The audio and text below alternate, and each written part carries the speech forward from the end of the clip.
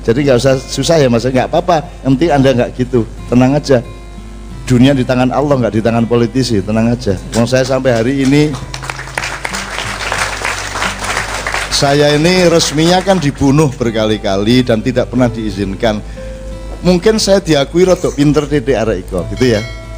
Jawab macam-macam rodok iso gitu ya. Tapi nek diakoni sebagai wong tapi lah gak tahu. Diakoni sebagai orang yang bersih dari ini dari itu kan gak tahu. Aku mek diakoni dadi wong paling kon takono Cak Nun mesti rom paling ngono tok. Jadi Anda kalau jadi orang baik di tengah air keruh di mana jaran-jaran pada larat ini, Anda jadi orang baik tidak akan diakui siapapun. Sebab kalau Anda menjadi orang baik, Anda menjadi orang ikhlas, Anda merupakan ancaman bagi kiri kanan Anda, betul enggak? Kalau kamu jujur di kantor, kamu adalah ancaman bagi kepala kantor dan teman-temanmu yang mengajak korupsi, betul enggak? Nah, Anda nanti baru diakui kebaikan Anda kalau sudah mati. Begitu mati kok pidato nih kepala kantormu, ini selama dia ngantor, ini adalah seorang pemuda, seorang karyawan yang penuh keikhlasan.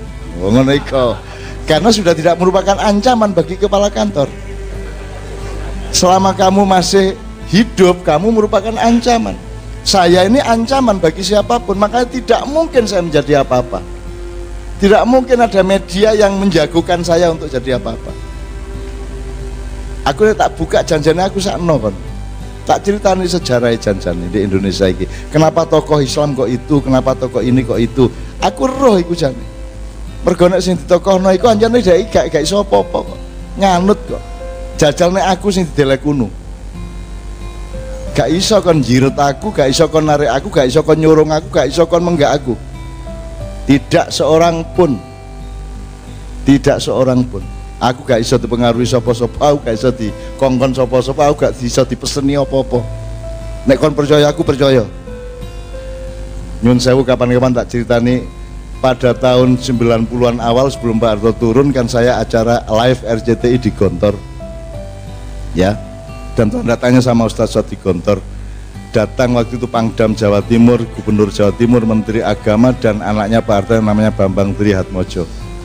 Karena itu ulang tahun keberapa Gontor, terus kemudian saya sama Kiai Kanjeng yang disuruh pentas, dan sebelum pentas aku dikai kertas, Mas. Cak Nun mohon dijaga jangan sampai menyinggung hal-hal politik, ngono Mas. Loh, lah saya diundang kok gak dipercaya saya. Ngono aku. Loh, nek kon percaya aku meneng wae ta. Aku kan sopan wong iki. Gitu loh. Gitu. Begitu aku dikai peringatan, aku tersinggung. Loh, ini kedaulatan saya, kamu sudah ngundang saya kok kamu masih pesen-pesen, masih apa namanya, masih membatas-batasi saya. Saya akan membatasi diri saya sendiri, jangan khawatir. Gitu loh. Begitu aku dikai ngono aku langsung Bambang Tri. Tangan kiwang ini. Bambang Tri nanti pulang dari sini di Jakarta sama Bu Halimah, hitung kembali berapa hartamu yang halal, berapa hartamu yang haram, berapa hartamu yang subhat. Menengcep kabeh Mas. Anake ratu Mas. Anake raja tak duding tangan kiwa Nevin mburiku Cak. Anake Pak Harto lho Cak, anake Pak Harto. Pokoknya ngamuk aku lah gampangan. Terus mari ngono Direktur RCTI ngongkon MC ini dipotong. Moro-moro MC ini maju. Demikian saudara-saudara acara kita. Tak gebrak brak. Hei, aku yang mengawali, aku yang mengakhiri. Begitu lagu dangdut ngono aku. Aku janjane katen terusno aku. Ku yang mengawali kaki ngangang neneng. Aku jane ngono, cuman gak tega aku. Wong muring-muring mosok ndagel kan gitu kan. Masa sudah marah kok mau melawak gitu loh ya. Sorry saya terjemahkan.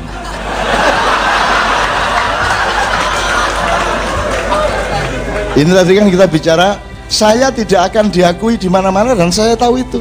Tidak mungkin saya diajak. Saya bisa membuktikan kepada Anda bagaimana saya mengolah Gus Dur sampai jadi presiden. Seluruh sudutnya, seluruh inisiatifnya, dari ngomongin Gus Dur sampai mengolah supaya P3 dan Golkar memilih Gus Dur, PDIP kalah dan seterusnya. Banyak, Pak Harto turun segala macam. Tapi semua itu saya lakukan, tidak mungkin saya dilibatkan oleh Gus Dur dalam pemerintahan. Tidak mungkin saya diterima oleh Pak Harto, tidak mungkin saya diterima oleh siapapun. Karena saya akan merupakan gangguan bagi mereka. Ya apa caranya di menteri Cak Nun nih? Kulak mbangge lah bendino. Gitu. Jadi mereka mending gak urusan. Jadi mereka menjaga hubungan dengan saya, hubungan budaya, hubungan kultural, hubungan guru dan murid paling niku. Tapi nek urusan temenan ojo karo Cak Nun. Gak iso diatur belas itu. Gitu loh, kan gitu. Nah, ngerti teman sekalian ya. Jadi kalau Anda berbuat baik, Anda jangan menunggu orang lain mengakui kebaikan Anda. Anda berbuat baik dilihat oleh Allah dan Allah yang mengakuimu, dan itu sudah sangat cukup daripada pengakuan seluruh manusia di dunia. Gitu deh. Kalau diomongkan jasa, wakeh deh, wakeh sing nek upama akui kadunyan. Kalau saya ini bernafsu keduniaan, terkenal, berjasa, pahlawan, doktor, sak piturute ngono ya. Wake aku daftari, tapi saya tidak pernah nuntut dan saya melupakan itu semua. Karena saya tahu mereka tidak akan menghargai saya. Saiki misalnya UNER barusan mendoktorkan Muhaimin. Ya. Upama saiki ono universitas akan minta saya untuk menjadi dianggap di dokter honoris causa, mereka tahu saya pasti menolak. Pasti menolak. Telat. Nemen telat. Karena saya ditawari tahun 1982 saya ditawari dokter nek kate gaya-gayaan loh. Artinya saya tidak tadi nafsu keduniaan, saya tidak. Monggo. Pahala kan dari Allah, tidak dari Anda semua. Tugas saya mencintai Anda. Anda tidak perlu mencintai saya. Ya apa-apa kan gak mencintai aku. Wong aku bahagia nek mencintai kon. Nek kok cintai malah repot aku. Mending kon benci aku malah gak repot toh. Nek kon kalau Anda benci kepada saya tidak punya kewajiban toh untuk mendoakan Anda. Tapi saya tetap mendoakan orang yang membenci saya, dan orang yang membenci saya, yang memfitnah saya, yang membuli saya, yang mengadu domba saya dengan ustadz ini, ustadz itu itu semua saya bilang, kamu itu jangan ngerepotin saya toh. Ngerepotin apa maksudnya? Kalau orang berbuat jahat kepada saya, itu saya doakan untuk supaya diampuni Allah. Lah ngerepoti sih kon iku. Jadi aku mulai nambah Al-Fatihah lho. Bukan saya membalas dengan kebencian, saya akan mendoakan Anda supaya diampuni. Gitu loh. Itu ngerepotin lah, jumlah orang yang fitnah saya 10 setino. Lah nambah awal 10 kayak anakku dhewe kadang-kadang keter ada nih. Gitu loh teman sekalian ya, jelas ya? Oke ya? Jelas ya? Ya? Oke. Kedua. Tentang pertanyaan mental illness, intinya ada mental illness, bunuh diri dan sekarang coba Anda riset aja sekarang. Kemarin di Magelang, di Magelang Negeri Sekudro itu ada anjuran bahwa teman-teman Ma'iyah harus punya tradisi penelitian. Tidak harus seperti arek-arek di kampus, nggak harus seperti calon dokter, tapi Anda punya naluri untuk meneliti, untuk memperdalam sesuatu, untuk mengelaborasi sesuatu, untuk menganalisis sesuatu. Jangan terlalu gampang menuduh, jangan terlalu gampang menuding, tapi Anda analisis, Anda cari data-datanya selengkap mungkin, gitu ya. Nah, ini tadi pertanyaannya kan mental illness, mind illness dan seterusnya. Sambil Anda nyicil, bisa nggak Indonesia ini penyakitnya penyakit pikiran, mikir gak bener, gak seimbang, gitu. Bisa nggak? Bisa nggak? Nggak masuk akal dalam banyak hal.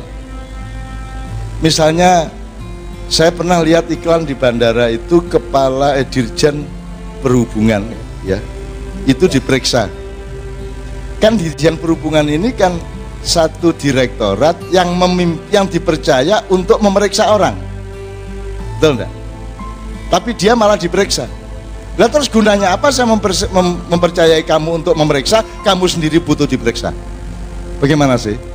Maksud saya memilihkan barang kepada orang yang masih mungkin maling? Ini kan cara berpikir Samin. Samin suruh jaga rumah, tuan rumahnya pergi, pokoknya siapa aja nggak boleh masuk. Akhirnya tuan rumah teko nggak boleh masuk. Lo tadi kan pesannya tidak boleh masuk semua. Gak oleh temenan. Loh, apa sih? Jadi kita tuh banyak sekali tidak masuk akal. Tidak masuk akal. Jadi penyakit pikiran ya, penyakit mental ya enggak. Ini mungkin melebar ke pertanyaan lain. Kenapa politisi seperti itu? Saya ingatkan ya, di Gontor itu ada pedoman di pesantren Gontor. Berani hidup, tak takut mati. Berani mati, takut mati, jangan hidup. Takut hidup, mati saja. Gitu kan? Nah, ini kan terkait sama hubbud dunya wa karahiyatul maut. Saya melihat ada dimensi yang kelima. Orang Indonesia tidak takut mati. Gak bonek kabeh nek soal mati wani wis. Wong aku ini pesawat ngene-ngene lho rek. Waktu mau ke Padang Bulan tuh nemen itu cuaca buruk beledek. Wes gak karu-karuan ngono iku. Buat aku ngene iki. Tak delok sing kiwa ku ngorok. Wah, aku wis segala macam donga sing ngapal tak ucapkan. Aku kan orang yang tidak berani kemendel nang Gusti Allah.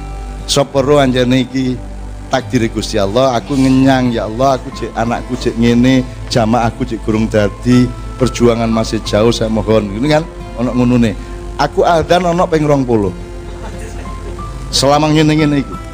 Ngono kono ibu-ibu ndek sebelah. Mate tagak ya. Mate tagak ya ngono. Coba. Ya apa ibu-ibu? Lu malah badean. Selamat ibu istri ya, totoan. Coba, ndak takut mati orang Indonesia, ndak takut mati. Wong berani kok perempatan jalan dari kiwa iki begitu ijo langsung weng, ini berani kok. Kan sangat berani mati toh, berani mati. Barum Naim yang katanya teroris itu, dulu pernah saya bantu dia untuk saya proses dan saya bilang sama dia, Rum, kowe rasa kamu tidak usah pamer ke saya bahwa kamu berani mati. Siapa yang takut mati di Indonesia? Tidak ada yang takut mati. Kamu tidak takut mati, tapi yang kamu takuti ya saya tahu. Kamu duduk, terus kursi ditaruh di atas kakimu, sikile kursi, kakinya kursi ditaruh di atas kakimu, terus polisinya sambil interogasi duduk di atas kursi. Jadi sikilmu diwidek karo itu lebih menakutkan, utawa didugang dasmu karo sepatune polisi. Kan lebih menakutkan daripada mati das selesai. Tapi nak didugang.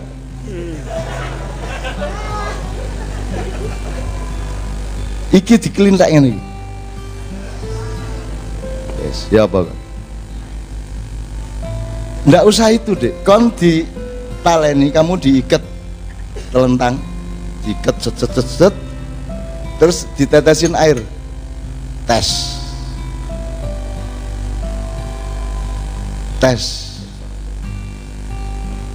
10 detik tes. Dah, kamu kalau ingin mengalami, kamu coba sendiri. Tesnya 10 detik sekali aja. Nanti begitu tes ke 100 deng padahal tes itu.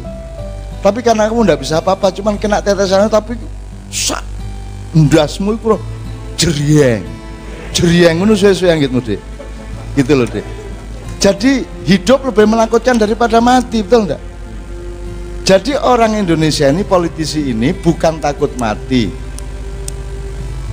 mereka tuh takut tidak hidup. Coba diterjemahkan, takut tidak hidup tuh gini ya, salah satu yang disebut hidup itu adalah bisa makan, jadi tidak miskin, bisa punya rumah, bisa punya deposit banyak, tenar, terkenal, terus punya jabatan, itu namanya hidup kan. Nah, mereka takut tidak hidup artinya takut tidak punya jabatan, takut tidak dikenal orang. Kan kalau orang sudah pensiun, tetangganya berubah sikapnya loh, betul enggak?